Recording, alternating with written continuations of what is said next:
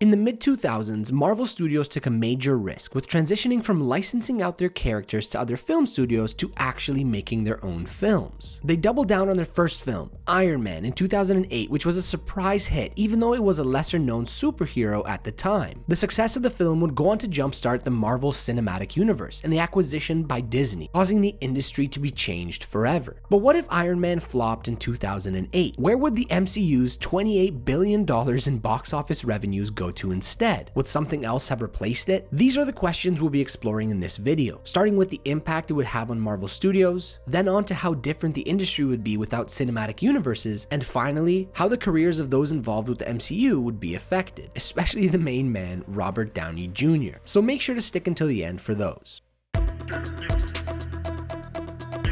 Marvel Studios had a lot of success licensing out their characters in the early 2000s. The Blade, X-Men, Fantastic Four, and Spider-Man films were all hits, generating tons of money. The problem was that Marvel was only getting a small cut of the profits. The first two Sam Raimi Spider-Man films grossed $1.6 billion worldwide. Marvel Studios only made $62 million from them. They actually earned more from their merchandising deals than from the movie itself. To make more money, Marvel would need to go and self-finance their own films. They went to Merrill Lynch for a $525 million loan to make a maximum of 10 films over 8 years, with the assurance that the films will succeed. If they didn't, Marvel put up the film rights to Ant-Man, the Avengers, Black Panther, Captain America, Cloak and Dagger, Doctor Strange, Hawkeye, Nick Fury, Power Pack, and Shang-Chi as collateral. Now with the money in hand, Marvel retrieved the rights to Iron Man from New Line Cinema and chose this character for their first film. The decision was risky, as most people never even heard of Iron Man, with many of them thinking he was a robot. Marvel began trying to enter the film business with two films in 2008, Iron Man and The Incredible Hulk. The Incredible Hulk had mediocre box office performance, but luckily Iron Man was a success, which allowed Marvel to continue making movies. If 2008's Iron Man flopped, plans for Iron Man 2 would have been scrapped, but the Thor and Captain America films that were already in pre-production would still go ahead, but with lower budgets. These films would have received worse reviews than in our timeline and much worse box office numbers without Iron Man generating the hype during the lead up to their release. The Avengers would have never been made, stopping the MCU from ever existing, which would have halted the domino effect it would have on the industry. If this experiment failed, Merrill Lynch would get the movie rights to all those characters, where they'd probably just sit on them and most likely do nothing unless someone offered to buy them out. Marvel Studios would need to fall back to licensing out whatever characters they had remaining, taking a huge hit from the ones they lost. Without the success of the early Marvel films, Disney would have never acquired Marvel in 2009, especially not in the state they would have been in if Iron Man flopped. This would severely impact Disney's portfolio, where its profits would be billions of dollars less than in our timeline. It's even questionable whether Disney would have acquired LucasArts for Star Wars if not for the instant success and profits the Marvel acquisition gave them. Disney would have either taken a bigger risk on LucasArts and pumped out more Star Wars films, or looked at other possible franchises to acquire. This gaping hole in Disney's wallet would have delayed the Fox acquisition in 2019, as they wouldn't have enough profitable franchises to spend $71.3 billion so soon on. If Iron Man flopped,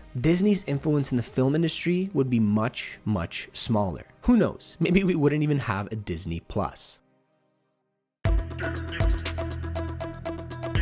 Iron Man flopping on its own isn't what would make a significant impact on the industry. Superhero movies were already doing fine before it, with the success of the X-Men and Spider-Man films. Even that same year in 2008, one of the best superhero films of all time, The Dark Knight, released, earning $1 billion at the box office. Superhero films weren't going anywhere, and Iron Man flopping wouldn't have changed this. It's the removal of the MCU's existence that would change the direction studios went with their superhero films, and how the entire industry would adjust around it. Without the idea of a cinematic universe being viable in film, the superhero genre will continue to dominate with popular characters like Batman, Superman, Spider-Man, and X-Men. These would be singular stories and sequels, no overarching connecting plots. It would be quite a huge setback in terms of character diversity, since we would never have gotten any of the lesser known heroes like Guardians of the Galaxy, Black Panther, Ant-Man, and Doctor Strange, who are all household names today. We've built a relationship with Marvel where they can make a movie on pretty much any superhero at this point, and we know know it'll be pretty good, especially because the characters in film would have a vital role in the MCU. Without the MCU, studios wouldn't be willing to take risks on unknown heroes and would only prioritize the ones that bring audiences to theaters and sell toys from the name alone. Also, without the MCU, there will be less urgency from other studios to keep up with it. With the rise of the MCU, every studio wanted to have its own cinematic universe. Monsterverse, Sony's Spider-Man universe, that failed Dark Universe, and most notably the DC Extended Universe. Franchises were being announced with cinematic universe plans before a single film was even close to being released. Without the MCU breathing down their necks, DC wouldn't have rushed their extended universe if they even got to making one at all. DC would have continued making individual films about their most popular heroes, eventually getting to the Justice League. Their entire film catalog would be less sloppy, probably benefiting from this alternate timeline. But it's not just Warner Bros. And DC. Every studio started to rush out their superhero films. The Amazing Spider-Man sequel was rushed to keep up with demand, ultimately killing the reboot series due to how bad it turned out. The same thing can be said with the new X-Men films that had a lot of potential, with First Class being an awesome movie. Without the MCU and its effect of speeding up superhero film releases, these films wouldn't have flooded the industry for the entire decade. They wouldn't have become as vital in a studio's film portfolio, but something probably would have replaced it, as that $28 billion in box office revenue would be up for grabs. Maybe more reboots or sequels to older films. Long-lasting film franchises would have still been the main priority, as they were the safest and most profitable bet. People often think that without the MCU, all the resources could have been spread out to new original films, but this is highly unlikely. Original films are always more risky, and studios are very risk averse. A new mega franchise would have replaced the MCU and the superhero fad. It's just a matter of what. It's also worth noting that Iron Man flopping and in turn removing the existence of the MCU would have had some negative effects on the film medium as a whole. The MCU has been a box office juggernaut and a main player in bringing people to theaters. It's these major film releases that are helping many theaters stay open, especially in the post-pandemic world where MCU films are one of the few films people still go to theaters for. We're seeing more and more people, including directors, talk negatively about the MCU, but these films are helping keep people's interest in movies in a world where other forms of media like video games are rapidly taking over. But something would have taken the MCU's place, and how well this alternative idea would have performed would be influential to the success of films in the timeline where Iron Man flopped.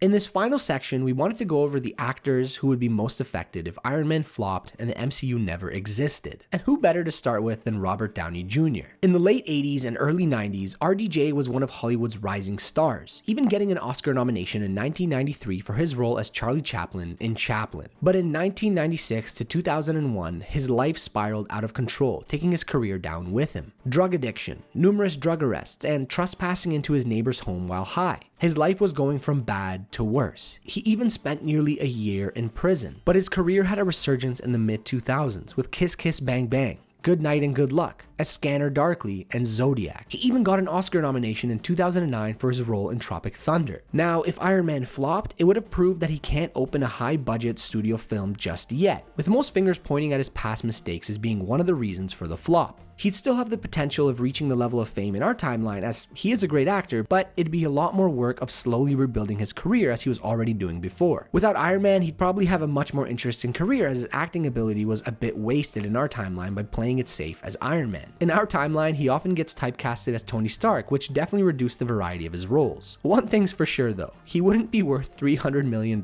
without Iron Man. And that kind of goes for every actor involved with the MCU. They'd be worth much less. So rather than going through every single actor in the MCU, here are just some of the ones that would differ the most if Iron Man flopped. Scarlett Johansson was already having a successful career, but she wouldn't have rebranded herself as a bit of an action star like she did with her Black Widow roles, Lucy, and Ghost in the Shell. Chris Hemsworth only acted in 3 films before Thor. His only lead role was in the straight-to-DVD film, Cash. If Thor flopped, you wouldn't hear much from him ever again, only sticking to lesser known films. Chris Pratt wouldn't have been typecasted as the funny action guy in Hollywood like we see in The Magnificent Seven and Jurassic World. Maybe he would have stayed chubby after originally leaning out for Zero Dark 30 and then again for Guardians of the Galaxy. And once a promising supporting actor, Don Cheadle really cashed in on his role as War Machine. Without the MCU, we probably would have gotten a lot more great Don Cheadle roles, who's been playing it really safe since Iron Man 2. And Brie Larson, an Oscar winner with high career potential. She hasn't done much since starring as Captain Marvel. Directing a film and starring in another, it's hard to tell where her career goes from here, but just like most MCU actors, she could have had much more interesting roles if she was never involved.